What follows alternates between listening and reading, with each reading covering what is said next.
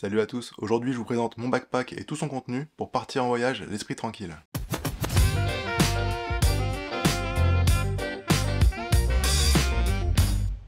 On va commencer cette vidéo par un petit disclaimer, je n'ai aucun lien avec les marques, je ne fais aucun sponsoring ni rien. Tous les produits que je vais vous présenter, c'est des produits que j'ai achetés avec mon argent, des produits que j'ai recherchés pour essayer de trouver celui qui me convenait le mieux. Donc je vais avoir sûrement des arguments positifs tout le long de cette vidéo, parce que c'est des produits qui me plaisent énormément et que j'ai choisi. Mon sac, il est très simple. Mon but, c'est de voyager 1, 2, 3, 4 semaines, peut-être plus, et d'avoir un certain nombre de contraintes qui vont me permettre de voyager plus simplement. Mon but principal, c'est d'avoir un backpack unique, qui pèse moins de 12 kg et qui rentre dans le format bagage cabine. Pas besoin de m'embêter avec un bagage en soute, tout est dans mon sac. On se rend vite compte que c'est très contraignant parce que 12 kg, on y arrive très très vite. Autre objectif, c'est d'avoir un contenu polyvalent, que ce soit la pluie, le froid, le chaud. Évidemment, tout est modulable. Après, si vous partez 4 semaines dans la neige, il va falloir adapter pour ajouter plus de choses chaudes. Si vous allez plus longtemps à la plage, il va falloir ajouter plus de shorts, des choses comme ça. Ce que je vais vous présenter, c'est mon backpack que j'ai adapté pour moi entre une température de 0 et de 30 degrés, pour que ce soit vraiment polyvalent, que je puisse me balader un peu partout sereinement. On va commencer par le sac en lui-même. Actuellement, moi je voyage avec un Osprey Farpoint 40. J'ai fait un test sur ma chaîne, vous pouvez retrouver ici. Tout le long de la vidéo, je vais rajouter des petites fiches quand c'est des produits auxquels j'ai fait des tests, pour que vous puissiez voir. Ce sac fait 40 litres et est optimisé pour les bagages cabine. En plus de ce sac principal, j'ai le Osprey Daylight Plus, qui est un sac de 500-600 grammes, très léger, très fin, qui me permet la journée de marcher, d'aller randonner sans avoir à trimballer le gros sac. Quand je voyage, il est à plat dans mon sac. Passons maintenant au contenu. À l'intérieur du sac, j'ai une solution de rangement Packing Cube qui est très accessible chez Decathlon, ça coûte à peu près 10 € pour les 3 sachets. C'est des petits sacs comme ça, dans lesquels je sépare mes affaires. Le contenu réel, c'est ça.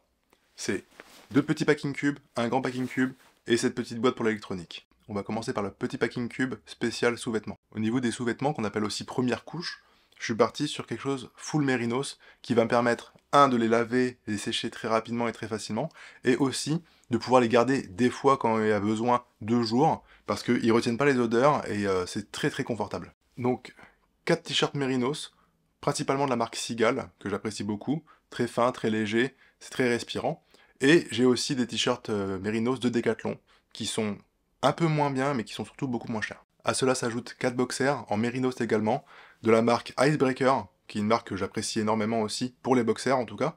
Et Decathlon propose aussi des boxers en mérinos, qui sont aussi moins chers, mais que je trouve aussi moins bien. Donc c'est un bon compromis.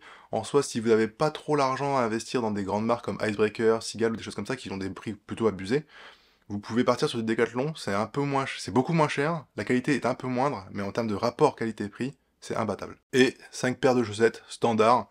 Moi je prends des très respirantes parce que j'aime bien ça, mais à votre convenance.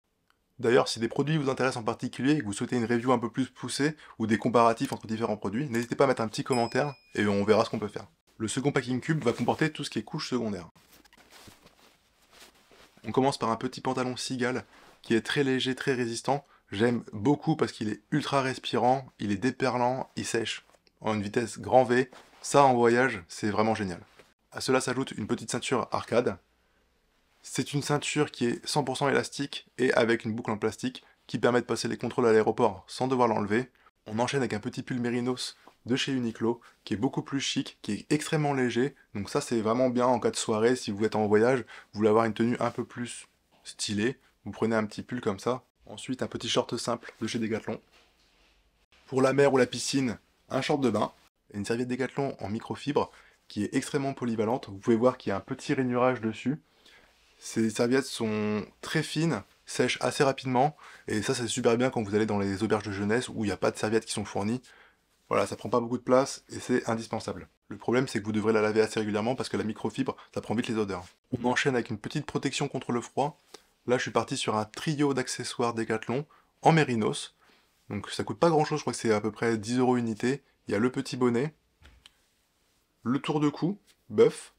Ça c'est très très bien parce que ça vous tient vraiment chaud. Et ça a beau être très très fin, ça marche plutôt bien. Et les gants mérinos. Je pars aussi du principe que quand vous partez en voyage, vous avez aussi votre tenue sur l'instant T. Donc là, imaginons, je pars avec un pull et un pantalon, ça fait 2 pulls de pantalon.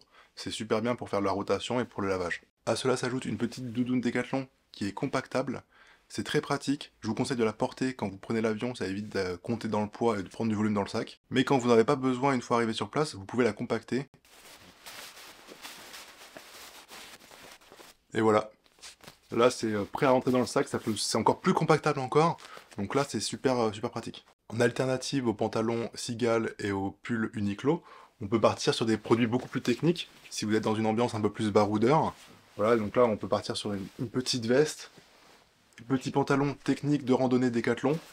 Ça prend un poil plus de place, mais là, pour le coup, c'est super résistant et c'est super polyvalent. On termine par les chaussures. Quand je pars en voyage, j'ai une paire aux pieds et une paire dans le sac. Si je vais dans une zone chaude, je pars avec mes petites tongs Décathlon de randonnée, super pratique et super confortable. Si je vais dans une zone froide, je pars avec des chaussures un peu plus épaisses aux pieds et je garde la plus légère dans le sac pour prendre moins de place. On enchaîne sur le troisième packing cube, les accessoires. Là, on va trouver plein de petites choses. Suite à mon expérience et mes différents voyages, je sais que j'utilise tout et je trouve tout ça indispensable, mais après, c'est à vous de voir. Un parapluie, simple et résistant. On peut aussi trouver une alternative, une sorte de cape de pluie. Ça, c'est une cape qu'on met sur soi pour être protégé. Ça prend à peu près la même place pour le même usage, mais c'est deux philosophies qui sont complètement différentes. La petite lampe frontale, avec 3 réglages de lumière, ça m'a été utile quand j'étais dans le désert au Maroc. Et c'est très anecdotique l'utilisation, par contre quand on en a besoin, on est bien content de l'avoir. On passe sur quelque chose que je trouve indispensable, c'est le masque pour les yeux, pour dormir, dans l'avion ou autre, mais les boules caisses. C'est des petites billes de cire que tu peux chauffer avec tes mains et placer dans tes oreilles. C'est super pratique, ça coûte je crois 6 € la boîte des 8 paires. Et ça m'a sauvé beaucoup de nuits, surtout en Colombie, où il y avait un chantier de fou à l'extérieur. Tu mets ça, et là t'es au paradis. On enchaîne avec la salle de bain. J'ai les cheveux longs, une petite brosse. Le problème du voyage en avion aussi, c'est qu'on est très limité en termes de liquide, et on n'a pas le droit d'avoir des sprays. Moi j'ai trouvé des solutions, c'est le savon solide. J'ai une petite boîte avec du savon solide Dr Bronner, c'est très très quali. Ça je l'utilise pour les cheveux, le corps. Il y a même des gens qui l'utilisent pour se laver les dents. Bon, j'ai testé une seule fois, c'est pas ouf. Mais voilà, c'est du savon à tout faire et c'est très pratique. Passons à la trousse de toilette. Donc là, j'ai une petite sacoche plastique transparente au spray. N'oubliez pas de toujours avoir un petit sac zip étanche, parce que pour les contrôles d'avion, c'est pas dans tous les aéroports, mais souvent on vous demandera de mettre tous les liquides dedans et de le fermer. Petit dentifrice et brosse à dents pliable. Rasoir. Et les déodorants, on peut pas emmener de déodorant en spray, donc au revoir les axes. Par contre, moi j'ai trouvé ça en Colombie, c'est de la crème déodorante. C'est des tout petits sachets. Franchement, avec un sachet, je crois que je dois faire 2 semaines.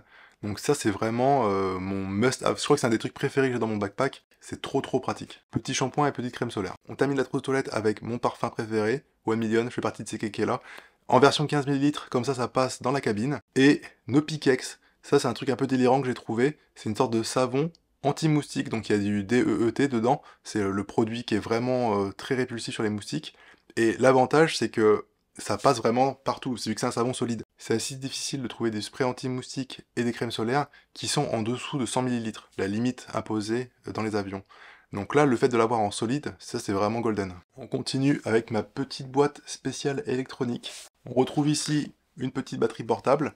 Donc là, c'est une petite de 10 000 mAh, je peux recharger à peu près 2 fois, je crois, mon téléphone avec. En fonction des voyages, si je suis dans des endroits beaucoup plus reculés, je peux prendre une batterie qui est beaucoup plus grosse, j'en ai une de 30 000. Par contre, c'est beaucoup plus lourd, et donc ça demande de faire des compromis. Petits écouteurs sans fil, un ensemble de quelques câbles USB-C et Lightning pour s'adapter à tous mes appareils, et un petit chargeur USB tout petit qui monte à 65 watts qui va permettre de recharger téléphone, tablette et même PC portable.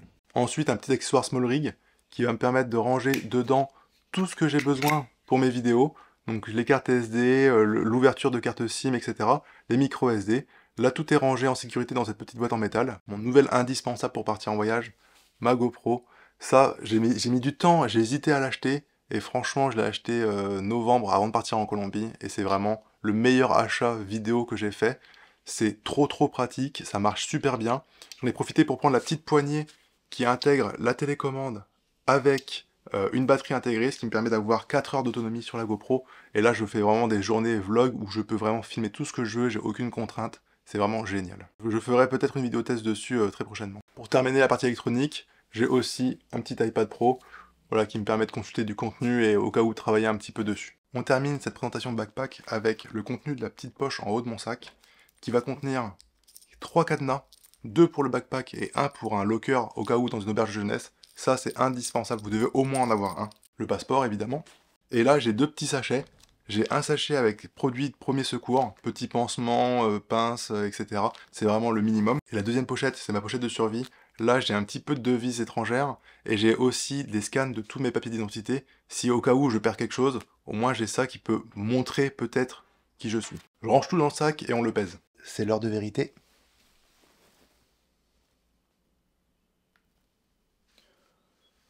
On est à 8,3 kg. Donc voilà, 8,3 kg, c'est super confortable. Là, vous êtes libre pour rajouter des choses en plus, s'il fait chaud, des choses électroniques en plus, si vous avez besoin d'un petit drone, un petit machin, j'en sais rien. Et 8,3 kg, c'est aussi super confortable pour le porter. Quand vous vous déplacez avec, surtout si vous le gardez longtemps dans la journée sur le dos, c'est super pratique d'avoir 8 kg. Plutôt que 12, vers 4 kg, ça fait vraiment la différence. Donc voilà, c'est fini pour ce tour de backpack. J'espère avoir couvert l'intégralité des indispensables à avoir dans son sac. Si c'est pas le cas, n'hésitez pas à mettre un petit commentaire pour ajouter, je rajouterai des petites notes. Si vous souhaitez vous faire un backpack, n'hésitez pas à prendre des choses qui vous plaisent. Là, je vous ai énoncé des marques, mais c'est des choix qui sont entièrement personnels.